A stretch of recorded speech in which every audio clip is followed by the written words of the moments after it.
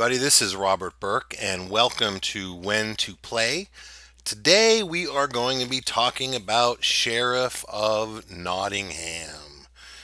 This is a game that was getting a lot of buzz at Gen Con when I was there, and I pre ordered it. I love Arcane Wonders. There's some great guys there that I've met at some different conventions, and was very excited when I heard this was coming out. It is part of the Dice Tower Essentials line. I guess Tom Vassell has teamed up with Arcane Wonders to kind of bring games that may be out of print that he thinks are really good back in print. And I think this is the first game in that new line that they're kind of doing together. It used to be a game called Robin Hood. So the theme has stayed the same. But from what I understand, Arcane Wonders has developed the game further, changed some things that maybe they didn't think worked quite as good as it could have, and the end result is Sheriff of Nottingham. You can see the art there on the sheriff is really wonderful. I'm I'm not a huge cartoony art kind of fan in my games. I like more painterly or realistic or immersive kind of artwork usually, but this artwork I really enjoy. I think it fits the theme perfectly. It's really well done. The characters have a ton of expression. They really come through very well. The rule book is very good. It's got everything you need. It's got a lot of illustrations. I've heard some people say they might have overdone the rule book and made it more complicated than it really is, but it's laid out in phases, so everything is really easy to find. Here's what you do on phase one. Here's what you do on phase two. It's got illustrations to show everything. It's got a nice table on the back that shows you the number of cards of each type in the game. So I think the rule book is great. I think it works perfect for the game. But the premise here of Sheriff of Nottingham, it's a bluffing game. And so this is right in my wheelhouse. I love bluffing games, and you're the kind of gamer, most gamers are the kind that love them or do hate them. So I could say right now that if you are not the kind of gamer that likes bluffing and negotiation, then you are not going to enjoy Sheriff of Nottingham, and I think you can just skip it, because this game, I think this is a great game because of the negotiation and the bluffing that it drives. That's the foundation of the game. So basically, one player is going to be the Sheriff of Nottingham each turn. This is a little stand-up cardboard first player marker, basically. So when you have this in front of you, you are the sheriff. Every character is going to have every player is going to have a different character board. These are all the same, just different colors and different artwork. They have the turn order on them. One little, very minor complaint I had about these. Again, I think they're laid out very well. The artwork is great. It's got places to the cards that you get through. You score as points at the end, and it's got nice areas on the sides of the boards where you put them. But these great characters, I believe this is Robin Hood. I believe this is Maid Marian, but they don't put the character names on these boards, and I don't know why they didn't do that. It seems like a pretty simple, obvious thing to do. Like, I don't know who that guy is. Maybe if I was familiar with Robin Hood, and I'm not, I haven't read it since I was a kid, maybe I would know. Maybe that's a character. Maybe these are all characters from Robin Hood. I'm not sure. But it would have been great if they had names on there so players could identify with them more. But that's really the only complaint I have about this. The production value, I think, is really good. It comes with money tokens as well, from 1 all the way up to 50. These are nice, good, standard cardboard punch outs. They're fine quality. The cards are good quality as well. They're not super high quality, but there are a ton of cards in this game. There's a huge stack of cards, and they will be just fine. If you want them to last longer and you're a sleever, that's the way to go, is you probably want to sleeve these. I'm not going to. I'm not a sleever, and they fit in a nice little tray compartment that comes in the game. And this is really great to use during the game as well. And when this middle space is filled, it's filled to the top. So if you sleeve them, you might have a difficult time actually using the cards and stacking them because there's so many of them. So I will not be sleeving these. But basically, on your turn, every player is going to have a hand of 6 cards, and the cards come in basically 2 different flavors. There's a lot more than that, but basically there are green cards that are good. These are legal goods that you can bring in to the town, and the sheriff is going to be at the door when you're coming into town, and you are going to place your goods into one of these little bags. Now these bags have these plastic snaps, and I can't tell you if the quality on these is good or not. I have no idea. It feels like felt, so when you first touch it, felt tends to pull really easily, and I got nervous about that. But on the inside, it's got some kind of polyester or some kind of plastic material holding it together. So it seems like they're pretty sturdy, but I really have no idea how well they're going to hold up over time. And they have these plastic snaps that make that really satisfying sound that actually plays a good part in the game itself. And I don't know how long those are going to hold up. So they seem like they're good quality, but I'm not a materials expert, or textiles expert, so I can't really vouch for how well these are going to hold up. The cards, as I was saying, there are 4 different green good types. There's bread, and you can see down here is this is a total value on the top. You're going to score at the end of the game. All the bread that you're able to get into the town, you're going to score 3 victory points at the end there, or 3 gold. You're going to count up your gold, you're going to count up your card, and there's bonuses as well. But down here, you'll see a penalty number. So if you're sneaking, if you're bringing bread into the town, and the Sheriff of Nottingham decides he wants to look in your bags, and I'll talk about how that works. And you have what you said you had, he's got to pay you 2 gold penalty for looking in your bags when you were telling the truth. If you try to steal in bread and say it was something else, say you tried to say it was cheese, I don't know why you would do that, but if you did and got caught by the sheriff, you would have to pay him that number. So all the cards have that penalty number on them. Other legal goods are apples here, and then there is cheese, and then there are chickens. So lots of chicken jokes in this game. In addition to the green ones, there are red cards. These are contraband. So here you'll have mead. Of course, you don't want people drinking mead and getting drunk. Then you have things like pepper. These are, spices that the sheriff wants to keep for himself. He doesn't want the common people to have goods like that, of course. And then there's things like this, rye bread. You can see this is worth 6 gold at the end of the game.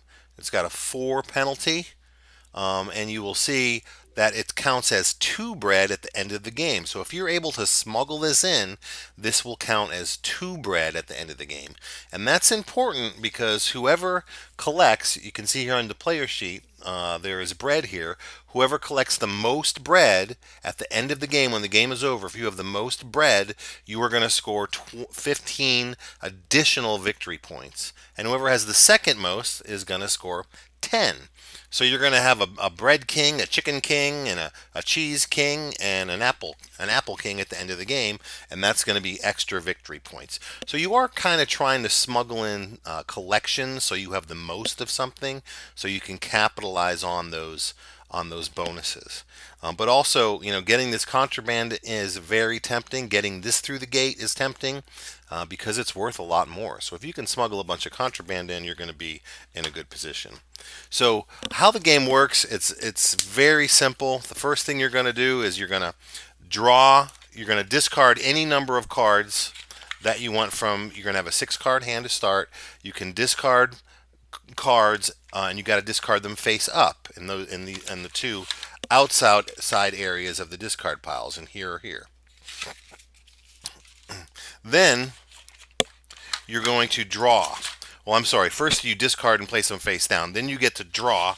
So you will draw cards from the discard pile. So if there's stuff there that you want, you can dig, and I could take this one and then this one. You have to go in order from top down, and you can draw from the middle, but once you draw from the middle, you can't draw from the face up decks in Sheriff of Nottingham. So this is interesting. Everybody's going to do that. They're going to draw. They're going to discard cards face down that they want to get rid of. If I discard 3, I get to draw 3 from the piles. then I'm going to discard my cards back in there face up in one of those two outside piles. So the sheriff can watch this. He sees what people are taking and he sees what people are getting rid of. So that's kind of a way you can lead the sheriff or try to fool him. Oh, here, sheriff, I'm discarding all this mead. I'm not going to bring any alcohol in here. And then you're taking chickens maybe. And then when it's your turn, everybody's going to do that. And then everybody simultaneously is going to pick their cards that they want to put in their bag and bring into the town. So the only rule here is that, well, there's a couple rules. One is you've got to, if you put in three cards into your bag, for example, you've got to tell the sheriff it's three cards. You cannot lie about that. If I put in two cards, I have to say it's two cards. If I put in five, I have to say it's five. And you could put up to five. You also have to claim one legal good only. So you have to say, I have three chickens, or I have four cheese, or I have three bread, or I have, uh, what's the other one? Two apples. So you've got to state a legal good. You can't state contraband. But that doesn't have to be what's in your bag. Like I could take these three and put them in my bag, and you don't know what they are, and then I'm going to snap it. Once it's snapped, I'm locked in, and I'm going to hand it to the sheriff. We're going to do this one player at a time, and I'm going to say, Sheriff, I've got I got three cards in there. I got three chickens. Now the sheriff has to decide whether he believes you or not. If he opens it, once he hear that snap, he's got to look at them and see if you really had three chickens. And in this case, I didn't. I had contraband. So I have one chicken. That's a legal good, so I get to keep that and add it to my collection. But these are confiscated, discarded, and I have to pay the sheriff now 8 money, 4 for the pepper and 4 for the rye bread. So it's risky if you're bringing contraband in.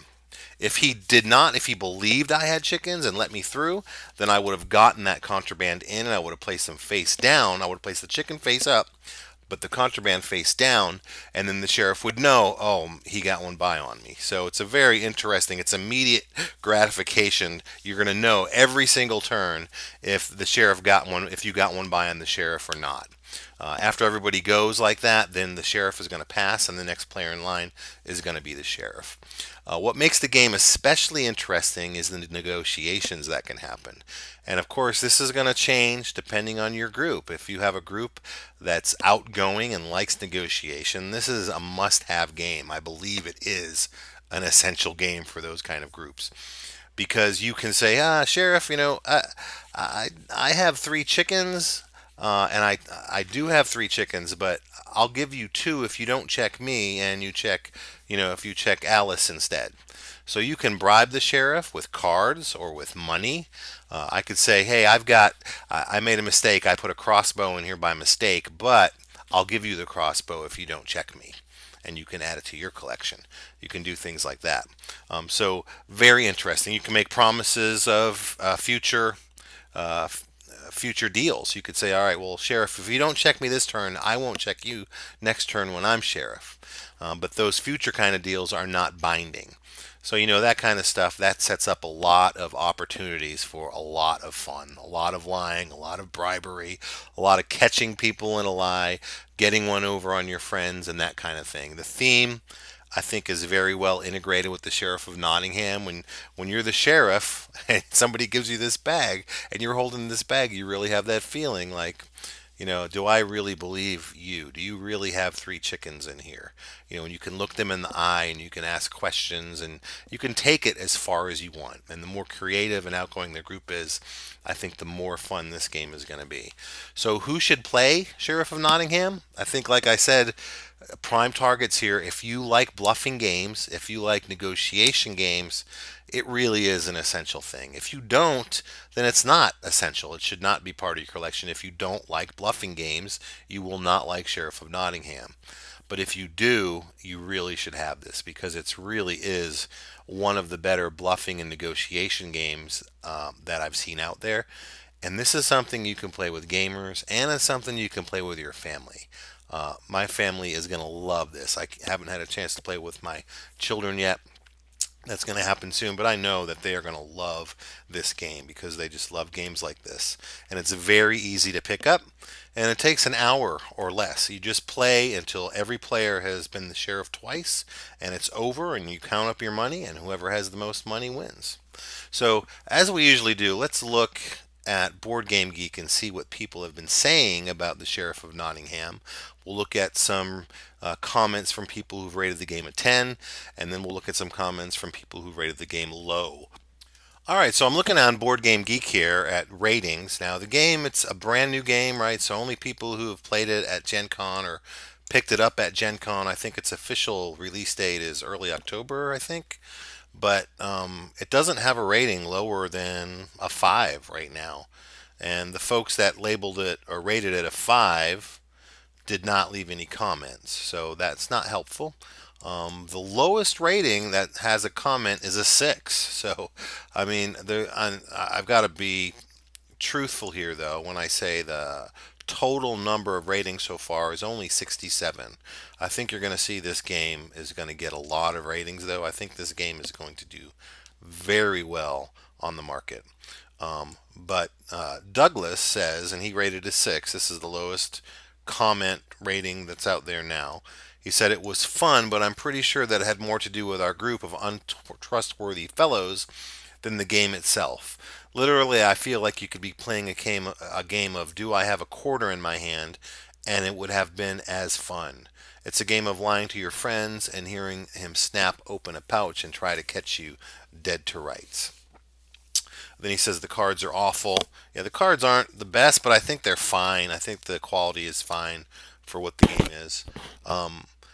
And, I agree with Doug that this game is going to be better with the right group, but that's true, I think, of any game, right? I mean, you want to play the right game for the right group. It makes a difference, and it makes a difference. It doesn't matter if it's a heavy Euro game. You want to play it with people who enjoy Euro games. If you play with people who don't enjoy strategy games, they won't enjoy a heavy Euro games. If you play a game that is all about negotiation and bluffing, like Sheriff of Nottingham, and you don't want to play it with people who don't enjoy lying and bluffing and negotiation because it's not going to work as well. So I don't know if that's really that's true of any game that's out there. But I do want to look at a couple ratings, comments from people who've rated it high. There are some 10s here. Hilarious fun, Tom says. Justin rated a 9.7 says, love this game. So much fun. It's easy to teach and incredibly fun to play. The artwork on the cards feels rich with color and simplicity. Not a 10 only because I would have liked the cards to have a little bit better feel.